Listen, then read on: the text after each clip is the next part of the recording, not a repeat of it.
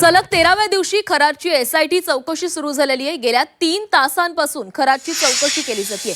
Kharat SIT चौकशीला सहकार्य करत नसल्याची माहिती समोर आलेली आहे। एसआयटीला 2 मोबाईलचा डेटा फॉरेन्सिक टीमकडून मिळाला असून त्याबाबतही चौकशी केली जाते। मात्र या चौकशी दरम्यान खरात सहकार्य करत नसल्याची माहिती देखील समोर आली आहे। सलग 13व्या दिवशी खरातची एसआयटी कडून चौकशी केली जाते। गेल्या 3 तासांपासून चौकशी सुरू असल्याचं कळतंय। आणि या संदर्भात अधिक बोलूयात, आमचे प्रतिनिधी सागर गायकवाड आपल्यासोबत आहेत। सागर, सलग 13व्या दिवशी खराची चौकशी होतीये, मात्र खरात सहकार्य करत नसल्याचं कळतंय, काय अपडेट्स समोर आलेले आहेत?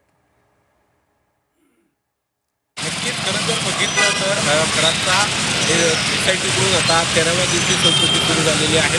उद्या खरं तर खरातला करणार आहेत, मात्र त्याआधी बसून चौकशी जी आहे ती आता अशोक खरातची करताना आपल्याला पाहायला मिळते।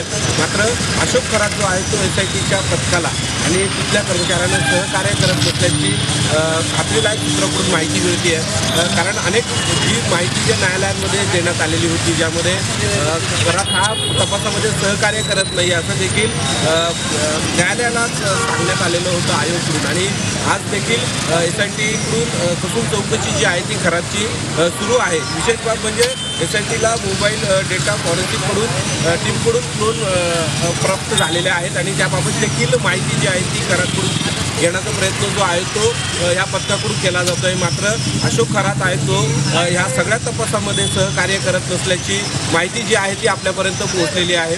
खरातकडे तब्बल 10 गुन्हे दाखल झालेले आहेत, यामध्ये 2 जे गुन्हे आहेत काही डेटा देखील पोलिसांच्या हाती आलेला आहे, एसआयटीच्या टीमच्या हाती आलेला आहे। आता आणखी काय अधिकची माहिती पोलिसांच्या हाती लागते, एसआयटी पथकाच्या हाती लागते, पाहावं लागणार आहे। धन्यवाद दिलेल्या माहितीसाठी।